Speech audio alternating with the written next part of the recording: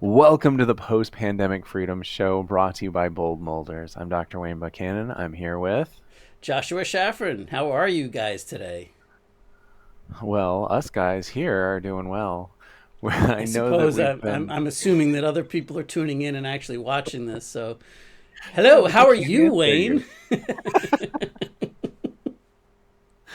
I'm doing well, having a good laugh today and appreciating life. So I know that which does in fact go into our topic today, as I recall, because we were going to talk about the success seesaw and specifically about the fulcrum that lives under there is where we wanted to start. Is that right? Yeah, and if we recall, we're talking about the zero factor and entering the mastery zone from both directions, both the inner game and the outer game, so that we are able to have the success and we're able to play at life according to our dreams, our ideals as a bold molder rather than playing the game as a collector where we're, defensive about the whole nature of things. And so we were talking about tools to, in a previous episode, we did a deep dive into the WMN compass, which is designed to help keep you on course as a bold molder as you do the action journey and what to do and how to do it and how to stay on course accordingly without slipping back into collector mode. Yeah, And WMN stands for what's working, what's missing, what's next, correct? correct. And really, Sweet. the important thing is that it's a compass so that you're adjusting for your true north, whatever you define in there. And then you use the WMN on a regular basis to take an inventory based upon where it is that you are right now, what's working, what's missing, and what's next in relationship, all three of those questions in relationship to where it is that you say you want to get to. So your true north, how you've defined it. And the metaphor there is very much in movement. I know today's metaphor is very much sitting in the playground, right? Because it's the success seesaw. Right. Which is the So, tool to help us stay on course from entering the mastery zone and staying as a and playing as a bold molder, but entering from the inner game side, the creativity side, the yin side of the equation, confidence, courage, clarity, all of those things that are necessary with the right conviction to move forward and to move forward in excellence and assuming that you're going to have the results that you want to see and playing in that nature. So this is the tool to help keep us on course this way. Now, this one is it's a very simple tool to understand, but we're going to break it into multiple parts so that it isn't overwhelming at first. yeah, let's set up that internal playground and get Okay. that fulcrum for our seesaw set up. Well, so here we are. This is the reminder. We're talking about entering the mastery zone from both this side and from this side, and how to do it as a bold molder so that we don't wind up with the zero factor, anything multiplied by 1 million or 10 million, 10 let's just million. say, Oh because my. we're getting really advanced here, still equals zero results. So we want to be able to enter the mastery zone and not have a zero factor affecting us in any way, shape, or form. Yeah. Yeah. So today, what we're going to be working on is the tool to let us still keep playing as a bold molder and playing the game on our terms and having the success that we define what that looks like for us and allow us to have the intention of success, the expectation of success. And so that's where we don't wind up with the zero factor. As we already talked about in a previous video, we've been playing the external game. We've been playing the what to do, the tactical, strategic game. Give me the action plan. We've got a lot of those things. So while that could always use tweaking, that could always use improving and growing and expanding, it's unnecessary at this point because it's not the highest and best use of our time or the low hanging fruit. Because if we focus in over here now, we can little hinges swing huge doors because of all the work that we've done on this side of the equation. I I like think the metaphor. We built a really good bullhorn on the right-hand side, and now all we have to do is whisper into it. I like that too. Nice. Nice. So let's dig in.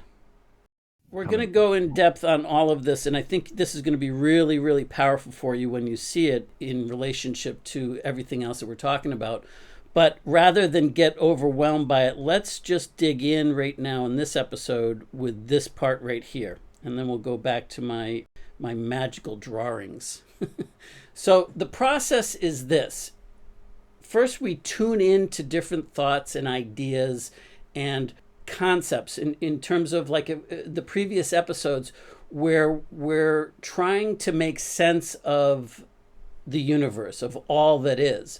Well, in order to do that, we have to pick something specific to tune into. So it's an idea, it's a thought, it's an interpretation or perception where we're honing in. Well, that by nature is a limiting thing. So an idea is a limitation. A thought is a limitation. It's limited by nature because we can't tune into anything. We can't tune into all radio stations at the same time. We can only tune into one on a particular frequency on the dial, right? So we pick what that is. Then we look for evidence that supports what we're already tuning into, right? So we look for evidence, or we gather up evidence we're based on our tuning. So now we're honing in even more. So based on what we believe, what we've gone through, what our personal story is, our identity, our experiences through life, we tune into all of that. Then based on that, we are limited even more. So and this again relates back to our unconscious conditioning, and much of which, as you're starting to see and understand, we didn't choose at all. Some of it was conditioned into us by our parents, teachers, preachers, coaches, all of those things in our life. But also, as we start to have these experiences, that also conditions us, whether it's quote unquote positive or quote unquote negative. It's just conditioning. The challenge is that we're completely unaware of this process that's going on. And then the last one on the dial here is we see the results. So let's just summarize this. First, we tune into different thoughts and ideas. So we're limiting down because we have to, right? We need to filter through different ideas. So based on our filtering, based on what we're looking for, then we're looking for the different things that are going to support what we're initially tuning into. So it's not that these other opportunities to see different pieces of evidence or whatever aren't there, but because we're looking over here, or because we're looking over here, that's what we end up seeing. Not because it's not there, but because we've actually tuned in, and by tuning in, we've actually have to hone down. It's a necessity because we're incapable right now from this perspective to be able to see the whole thing, or all those unknown unknowns, all the things that we don't know. We can't see it from above from that perspective, right? Yeah, the two things that are coming up for me is I'm definitely hearing vibes of confirmation bias, right? Once we've Uh, set our intention, we're going to see the things that support that. so And for all of us that aren't like PhDs, and what does confirmation bias mean? basically, it means that we're wired in such a way that once we have set that intention, whether consciously or unconsciously, we start looking for evidence that supports that premise. Exactly. It's how, I mean, the ugly side of it is how conspiracy theories continue to propagate. It's like, oh look, I have this idea that the Earth is flat. Sorry, folks. The and so if the Earth is flat, then here are the things that would confirm what I'm looking to say, and everything else we're going to just kind of ignore. Right. And so pretty soon that becomes fact. So Hmm. everything that you're looking for then supports the evidence, so it becomes the self-fulfilling prophecy. And now all you can then see is everything that confirms that the earth is flat. And so Mm. the thing to understand is that we're doing this all the time with everything. Yep. That matter of fact. So we're all believers and spreaders of conspiracy theories because it's all true based upon our limited, this journey where this is going on all the time. And what's happening maybe for the first time for folks, or to this depth for the first time, is that we're starting to recognize that this process has been going on, and we're starting to recognize that this wasn't something that we consciously chose. When we're doing it on purpose, by the way, this is just a good learning curve.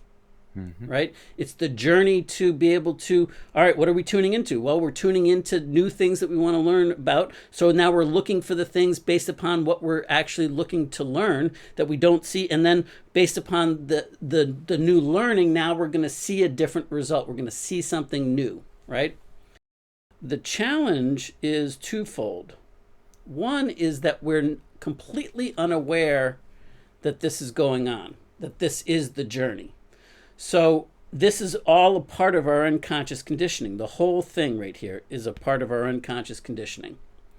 And so that's part number one, is that this journey, this thing of tuning into different pieces of ideas and thoughts and what we're tuning into on a daily basis based on who we are, what our personality is, who we become, what our experiences are, our entire identity determines what radio station we tune into, what we listen to, what frequency we're on.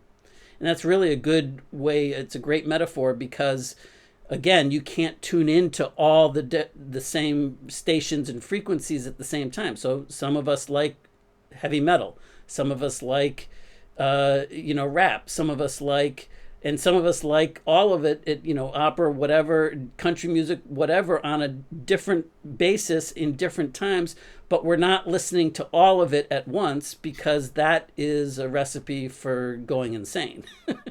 So what's going on is that we're unaware of what we're tuning into and what we're looking for in terms of evidence, and then therefore that's what's controlling what we end up seeing.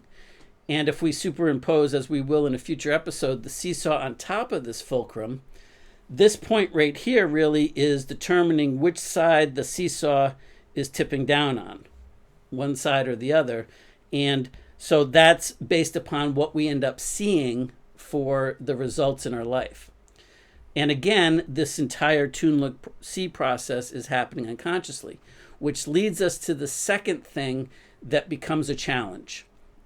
We think the process is this. In other words, when we're looking for a specific result, so we want to have the specific outcome that we want to have. And then we want to focus in on, what do I got to do? What are the things that I've got to do to be able to have the outcome that I want to have? And then I will be the person that I'm supposed to be able to have those things. The problem is that it's backwards. Until you start with the tune, look, see process, that's how you actually manifest the results. That's how you direct yourself to see. So if we relate it back to be, do, have, you can't start with the have process first, and you also can't start with the doingness process first, the action journey process first. It has to start with the beingness, or who you're being, or what you're tuning into, what station you're looking for, that then dictates the results. Because too often what ends up happening now is, because this is all unconscious and we're stuck here in the C zone, in what I'm looking at, is that we look around at our situations, we look around at life. Here's what I'm living with. These situations, these circumstances, these conditions of life, they're making me feel a certain way. They're making me feel optimistic, or they're making me feel like a loser, or they're making me feel limited because now I can't have the success that I want to have because of the situation. When in fact, the situation is a result of where we've been tuning into, except we're completely unaware of it because of that unconscious conditioning that has been going on literally since we've been born. And at this point, it is that invisible operating system that we have no clue that we've been living with. So, what do you got to say about that, Wayne? I had that moment of arguing, but can Go you ahead. do some of the things before you become the person? I feel like those they're and I eventually got on board with you. Yeah, you have to choose the thing to actually make any progress on this fulcrum in terms of, okay, I can go do stuff, but if I'm not actually focused on who am I going to be in order to make that doing align with anything, I'm doing stuff. And it may turn into I can now own some of that identity. But I think it's trying to build the middle of the sandwich without having the rest of the bread and the plate in place. Like, okay, that's great, but until you've decided you're making a sandwich, all you have is a pile of innards. Well, and it's iterative, right? Where Yeah. it's like the flywheel, and it's very similar to the clarity, courage, and confidence, where each adds to the next. But it really, at this point, it's critical that you stop and really engineer the tune part before anything else, because what you're doing that you're unaware that you're doing is you're tuning in to very limited set of criteria that you're unaware that you're limiting yourself. And we've talked about this in multiple Yeah. ways, through the previous episodes, but that it's really important. So, who we are as an identity limits what we allow ourselves to tune into and look for. So that is limiting our action. So, yes, the action does come into play, and who you're doing and what you're doing and how you're doing it, but how you play that game, what the conviction is, what the expectations are as you do it. Are you playing it not to lose? In other words, are you saying, well, I'm concerned about, like, it probably isn't going to work, like you were talking about in a previous episode when it came to marketing. Like, well, I'm going to do it, but it's probably not going to work because nothing I've ever tried marketing wise works the way that I want it to, and that's yucky. Ugh, or whatever. I mean, I don't. I'm Yeah, putting yeah. words in your mouth now, but that's the idea behind it. So, how can you possibly have the outcome that you want when you're tuning and what your expectations are completely different than that? Yeah. So, Yeah. And I think I had the same breakthrough on marketing as the example that came up for me today was this idea of what is the identity that I probably took on in high school? It was the geek and the nerd and that side of things and rejecting the possibility of being a jock. And I'm like, okay, that's looking at it from now, I'm going, that's a weird set of boxes that aren't actually mutually exclusive. But an awful lot of people tell you you can either be here or there and you can't do both. yeah, So, as I've continued, in middle of the PhD program, I was swinging my own body weight in kettlebells, and it's like I can do both. It's a thing. So, sure, sure. Yeah, I mean it.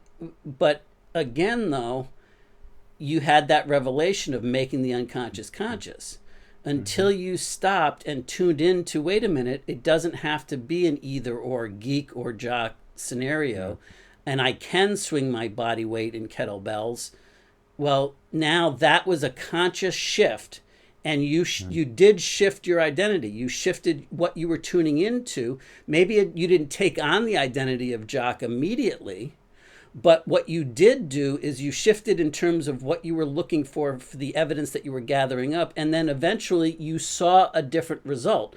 So the mm, journey did happen. It didn't say that, well, wait a minute, I want to see, like, I'm tired of being a geek. As a geek, I want to be a muscle bound jock.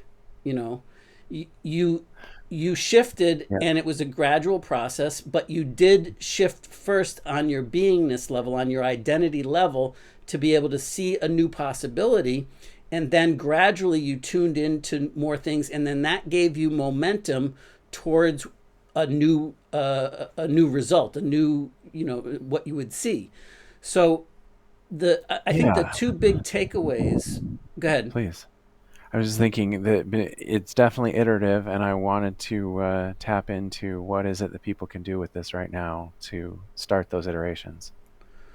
Well, is to be aware that every time we look at the situation, we look at what is, and we say, if the situation was different, then I would be able to play differently in the situation.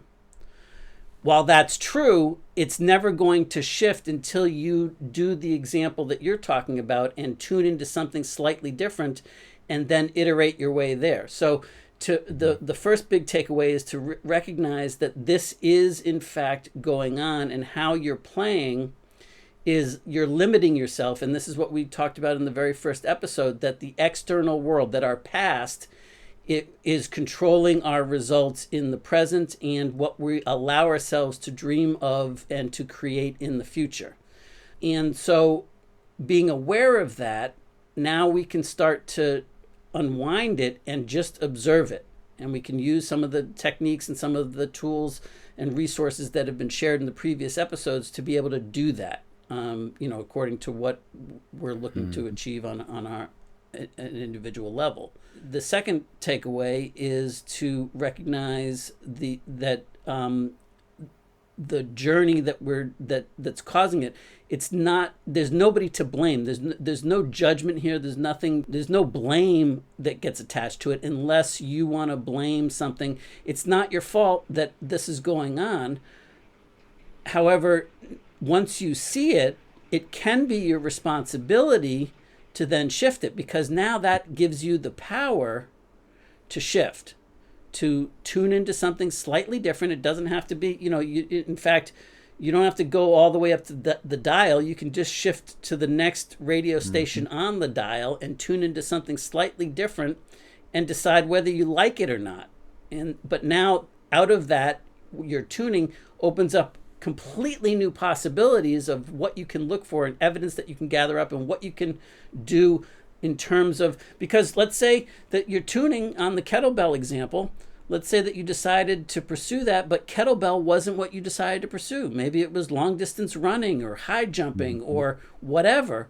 But that now your tuning opened up a whole new set of possibilities that weren't there for you before, not because they didn't exist, only because you weren't looking for them. You weren't using the due process to look for the next step in the journey, and that automatically limited the results that you saw in your life, the situations that you that manifested for you. Yeah. And the action that's coming to mind for me that I'm now unpacking, going, this is what I did. One, I was recognizing the vocab that we've been building here, blind spots of jock was not really what I wanted anyway, even if that's what that somehow was the alternative to where I currently was. Well, in the So there were beginning, lies so that about was where an I was. iteration, right? Yeah. That was an Yeah, but iteration. it's that first blind spot of, I don't actually want to be a jock. That just somehow is the label that I have taken on. Great. So there's a blind spot there.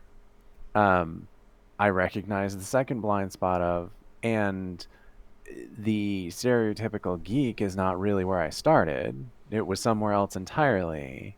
And so then stepping into that third blind spot, but bringing it back to this idea of the tune, look, see, going, all right, who would I have to be to become that, new outcome of a fit geek?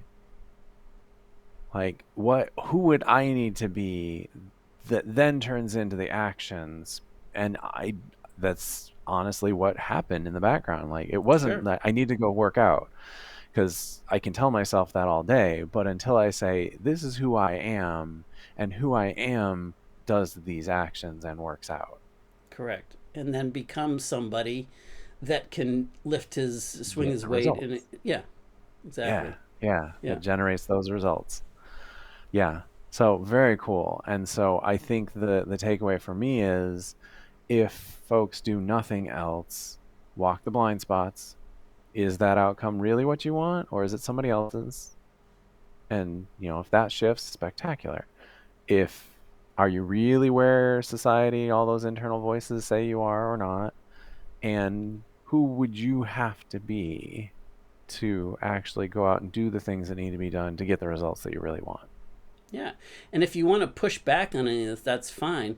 What I would suggest that you do is say, all right, if I want to play the victim, and I know that that's a negative connotation, but if I want to say that I'm at the effect of the situation, then try to just play along and play the tape backwards and say, could I see how the decisions that I made, the things that I did, and the actions, could I see how the C led from was a Mm, result of the look, and the look was a result of the tuning, and the tuning was the result of who I'm being in the moment, my identity, who I am as a person. And that happened over time, over the unconscious conditioning, the conscious conditioning, all of the things, all the choices that I made, all the experiences that I lived through, that all of that informed it. And see if you can't unwind it, because I think you'll be surprised that you can unwind it. And just like Wayne just did, where he saw the exact process unfold and he made sense of it, and that was actually the journey,